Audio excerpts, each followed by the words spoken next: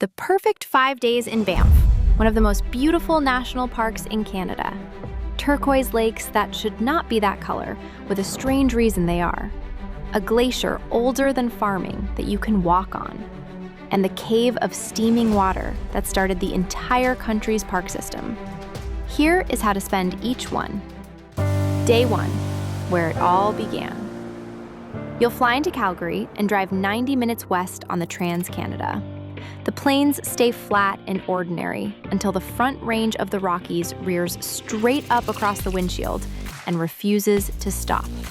Then you are in. Start high. Ride the gondola up Sulphur Mountain, where the summit boardwalk hangs over the whole Bow Valley. 6 ranges of gray peaks stacked to the skyline, and the town shrunk to a grid below. Then come down and lower yourself into the Banff Upper Hot Springs, a pool of steaming mineral water with the cold air biting your face and the peaks standing over the rail of it. That water is the reason any of this exists. In 1883, 3 railway workers followed a smell of sulfur to a hole in this mountain.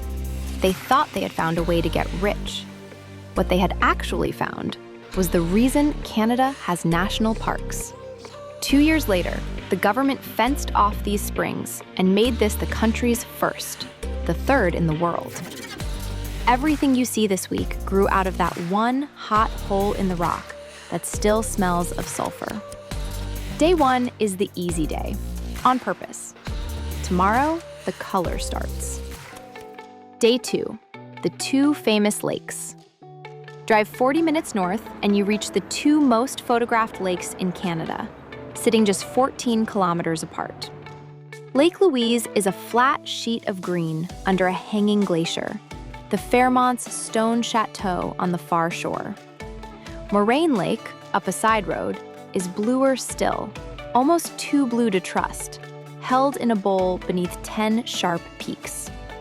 Rent a canoe and paddle out, and you can watch pale rock dust hanging in the water like smoke.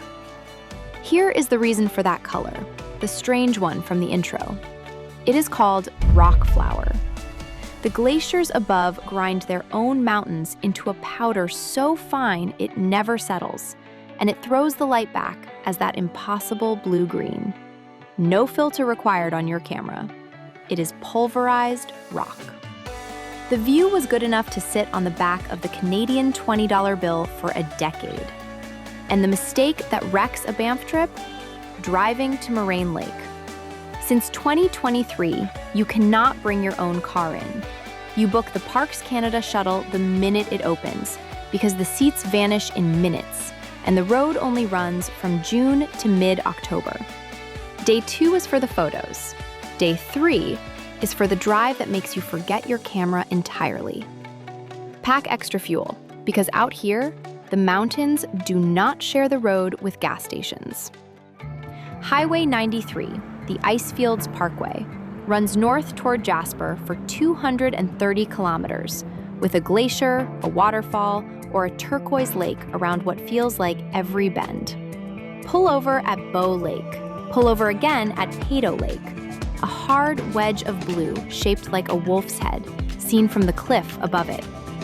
Then the road reaches the Columbia Icefield, and you walk out onto the Athabasca Glacier and stand on ice.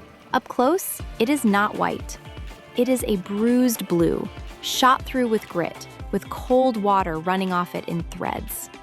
Peyto Lake is named for Bill Peyto, a trapper so wild that, as Banff legend has it, he once strolled into a local bar with a live lynx on his back to clear the room. The lake is about as unpredictable as he was. Turn around at the icefield, and you have still seen the best of it. Day 4, the quiet half of Banff. While thousands of people fight for a shuttle up to Lake Louise, this canyon sits half empty just down the parkway.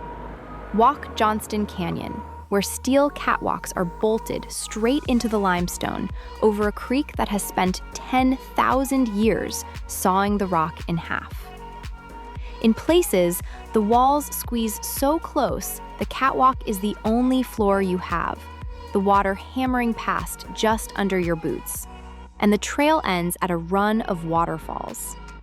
Climb past them to the ink pots, 6 cold springs in an open meadow that bubble up clear and hold a strange, milky blue-green.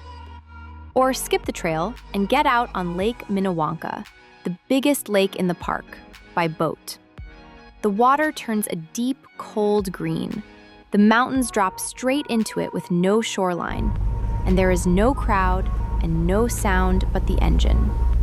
People have lived and hunted along this valley for more than 10,000 years.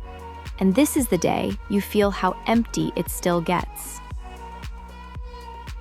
One thing the locals know: drive the Bow Valley Parkway at first light or last, and you will share it with elk grazing the verge, and once in a while, a bear working the tree line. Day 5. One last morning. Spend the last morning at the Vermilion Lakes, 5 minutes from town, where at sunrise the water goes mirror flat and lays Mount Rundle out perfectly upside down across it. There is usually nobody out there, but a photographer or two and an elk standing in the shallows. You came for the Blue Lakes, and you got them. But the part that follows you home is smaller than that.